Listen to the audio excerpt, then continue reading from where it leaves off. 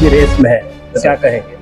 नहीं, अब तक नहीं, लास्ट तक भी रहेंगे, रिजल्ट भी देखेंगे, इंशाल्लाह जीत होगी हमारी। पब्लिक का रिस्पॉन्स कैसा है? बहुत अच्छा है, बढ़िया है। हाँ। अब अच्छा रिस्पॉन्स आ रहा है। तो दावणगिरे में जो है ना पब्लिक एंटी कांग्रेस भी है और एसडीपी भी है और बहुत सारे पार्टियों के साथ है। एसडीपी तो वो बाहर वाले हैं, उनको तो ग्राउंड लेवल की रिपोर्ट नहीं है। हम तो मैं यहाँ पे पैदा होके पैदाइश भी सब यहाँ दावणगिरे पे हुई, स्टडीज भी यहाँ पे हुई है मेरे को, तो 30-35 ईयर्स का एक्सपीरियंस, हर कुछ जानता हूँ मैं यहाँ की जो रिक्वायरमेंट है। तो मेरे से बेहतर इंसान कोई नहीं होगा इलेक्शन के लिए। जीतने के बाद आपके क्या ये रहेंगे दावणगिरे साउथ डेवलपमेंट? फर्स्ट तो वहाँ पे तो ये चाहिए, एजुकेशन चाहिए लड़कों में, क्या है, और फर्स्ट एजुकेशन चाहिए। सेकंड ये स्लम का टैग है ना हमारे नॉर्थ साउथ बोले तो ब्रैकेट में ये है, क्या बोलते हैं, स्लम बोल के, तो उसको रिमूव करने का मेरा इंटेंशन है। और रही बात हॉस्पिटलिटी की, बाद में इंफ्रास्ट्रक्चर की, मल्टी स्पेशल हॉस्पिटल्स चाहिए वहाँ पे, बहुत कुछ गवर्नमेंट ऑफिसर्स नहीं है वहाँ पे, वक्फ बोर्ड हो, केएमडीसी ऑफिस हो, माइनॉरिटी ऑफिस हो, एटलीस्ट बेसिक तो वहाँ पे चाहिए, वो भी नहीं है वहाँ पे। तो इसका सभी इंटेंशन रखा हूँ करने के लिए। पब्लिक का रिव्यू कैसा है? बहुत अच्छा है, और पूरे क्या बोलते हैं सब समाज के हमारे को आके हेल्प कर रहे हैं।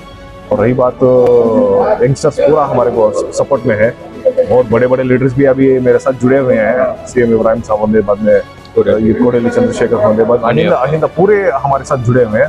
तो मेरे को बहुत ताकत आ चुकी है अभी। अपना निशान था? मेरा निशान ये डायमंड और 14 सीरियल नंबर।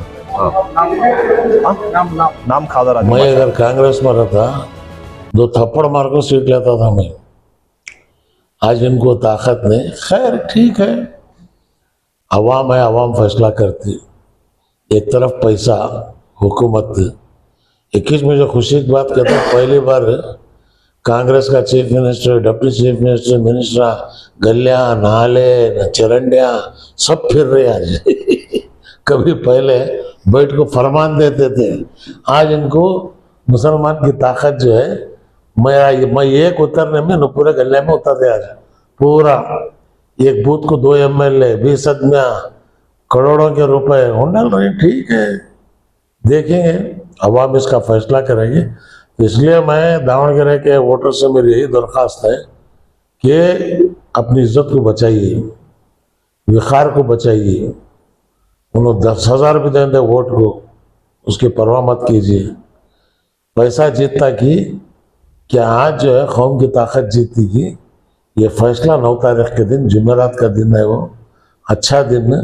वो दिन तुम्हें फैसला करने का मुझे पूरा। आदिल पाशा 32 साल उम्र,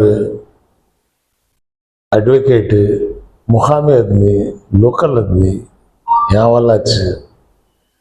अब 6 तारीख के दिन रैली है, बहुत सारे इंडिपेंडेंट कैंडिडेट वापस निकालने को उसे ताउन करते हैं।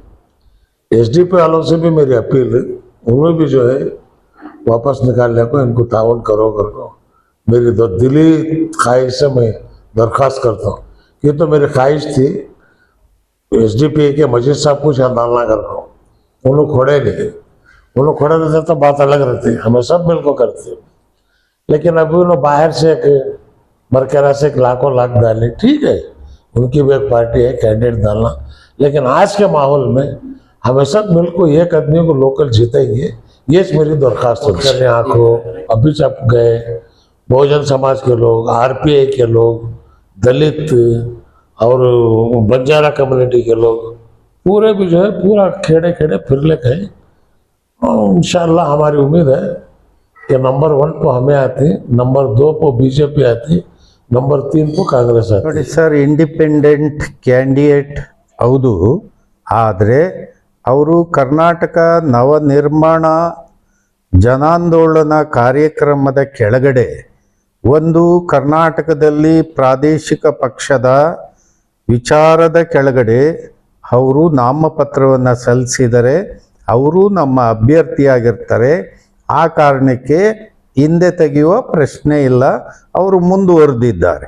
ಈಗ ಅದಕ್ಕೆ ಪೂರಕವಾಗಿ ಈ ಕ್ಷೇತ್ರದಲ್ಲಿ ಬರ್ತಕ್ಕಂಥ ಎಲ್ಲ ಹಳ್ಳಿಗಳ ಜವಾಬ್ದಾರಿಯನ್ನು ನಾವು ಹೊತ್ತು ಈ ಕ್ಷೇತ್ರದ ಎಲ್ಲ ಜನರನ್ನು ಮುಟ್ಟುವಂಥ ಕೆಲಸವನ್ನು ನಮ್ಮ ಕಾರ್ಯಪಡೆ ಎಲ್ಲ ಕೆಲಸ ಮಾಡ್ತಾ ಇದೆ. ಆ ದಿಕ್ಕಿನಲ್ಲಿ ವಾತಾವರಣವನ್ನು ಏನು ವೃದ್ಧಿಸುವಂಥ ದಿಕ್ಕಿನಲ್ಲಿ ನಾವು ಕೆಲಸ ಮಾಡ್ತಾ ಇದ್ದೀವಿ. ನಮ್ಮ ಕಾರ್ಯಕರ್ತರು ಫೀಲ್ಡಲ್ಲಿ ಇದ್ದಾರೆ. CM ಇಬ್ರಾಹಿಂ ಅವರು ಇದ್ದಾರೆ. ಮಾರಸಂದ್ರ ಮುನಿಯಪ್ಪ ಅವರು ಆಲ್ ಇಂಡಿಯಾ BSP ವತಿಯಿಂದ ಕೆಲಸ ಮಾಡ್ತಾ ಇದ್ದಾರೆ. ಈ ಗೋಪಿನಾಥ್ ಅವರು ಇದ್ದಾರೆ. ಅವರು ಆಲ್ ಇಂಡಿಯಾ BSPಯ ನ್ಯಾಷನಲ್ ಕೋಆರ್ಡಿನೇಟರ್ ಆಗಿ. ಮತ್ತು ನಮ್ಮ ಮೋಹನ್ ರಾಜ್ ಅವರು ಇದ್ದಾರೆ. ಅವರು RPI ಸ್ಟೇಟ್ ಪ್ರೆಸಿಡೆಂಟ್ ಇದ್ದಾರೆ. ಮತ್ತು N ಮೂರ್ತಿ ಅವರು ಇದ್ದಾರೆ. ಆಲ್ ಇಂಡಿಯಾ ಏನು RPI ಇದೆ ಅದರ ನ್ಯಾಷನಲ್ ಪ್ರೆಸಿಡೆಂಟ್ ಆಗಿ. ಈಗ ಅನೇಕ ಸಂಘಟನೆಗಳಿದ್ದಾವೆ. ನಮ್ಮ ಕನ್ನಡ ಪರ ಸಂಘಟನೆಗಳು ನಿನ್ನೆ ಪ್ರೆಸ್ಗೆ ಅಡ್ರೆಸ್ ಮಾಡಿದ್ದಾರೆ.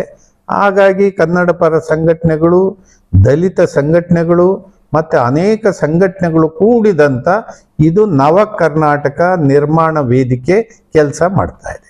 ಅದರಲ್ಲಿ ನಮ್ಮ ಇಂಡಿಪೆಂಡೆಂಟ್ ಕ್ಯಾಂಡಿಡೇಟನ್ನು ಬೆಂಬಲಿಸುವಂಥ ಕೆಲಸದಲ್ಲಿ ನಾವೆಲ್ಲ ಮುಂದೆ. ನಮ್ಮ ಐಡಿಯಾಲಜಿ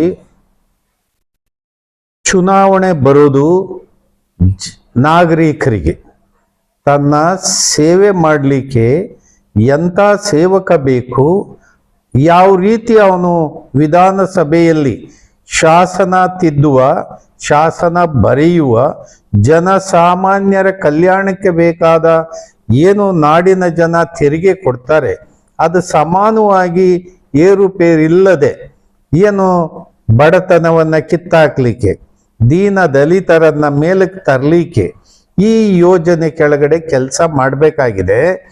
ಈಗ ಏನಾಗಿದೆ, ಜನಪ್ರತಿನಿಧಿಗಳು ಅಂತ ಏನು ಕರೀತಾ ಇದ್ದೀವಿ, ಸೇವೆ ಮಾಡಕ್ಕೆ ಬರೋರು ಇವರು ಬಂಡವಾಳಸ್ಥರಾಗ್ಬಿಟ್ಟಿದ್ದಾರೆ.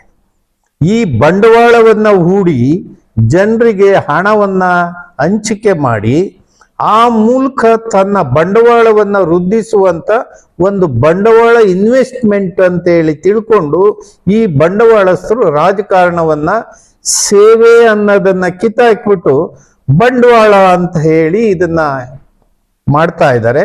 ಇದು ಪ್ರಜಾಪ್ರಭುತ್ವಕ್ಕೆ ಅತ್ಯಂತ ಅಪಾಯಕಾರಿ. ಪ್ರಜಾಪ್ರಭುತ್ವದ ನಾಶದ ಕಡೆಗೆ ಇದು ಹೆಜ್ಜೆ ಆಗ್ತಾ ಇದೆ.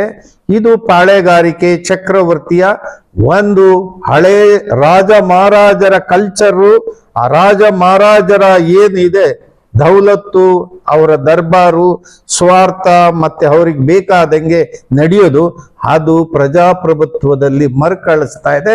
ಇದನ್ನ ತಡಿಲಿಕ್ಕೆ ನಾವು ಇವತ್ತಿನ ಅನಿವಾರ್ಯವಾದಂಥ ಜನರ ಕಲ್ಯಾಣದ ಕಡೆಗೆ, ಜನರ ಏನು ನ್ಯಾಯ ಪಡೆಯುವ ಕಡೆಗೆ ನಾವು ಹೆಜ್ಜೆ ಹಾಕಬೇಕಾಗಿದೆ.